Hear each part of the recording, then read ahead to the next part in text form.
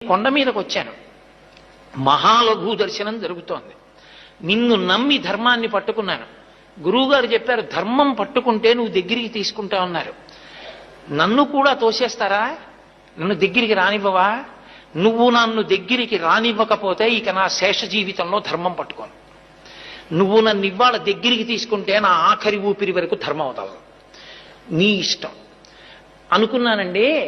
అకస్మాత్తుగా ఎవరో వచ్చి నన్ను పిలిచి, ఏమండి హుండీ లెక్క పెడుతున్నప్పుడు కాసేపు అక్కడ నిలబడి చూడాలి, అదేదో ఒక ప్రత్యేకమైన విధి ఉంటుంది భక్తుల్లో కొంతమందికి, నేను ఎప్పుడు చేయలేదు, నాకు తెలియదు, అలా ఉంటుంది అని చెప్పి నన్ను పిలిచారండి. పిలిచి కొంతసేపు నేను ఆ సేవ చేసిన తర్వాత, అలా చేసిన వారికి దర్శనం ఉంది బాబు అని లోపలికి తీసుకెళ్లి దర్శనం చేయించి పంపించారు. గురువు గారు నా ఆఖరి ఊపిరి వరకు నేను ధర్మం వదిలిపెట్టను. నాకు అర్థమైంది, ధర్మాన్ని 6 నెలలు పట్టుకుంటేనే నన్ను అనుగ్రహించిన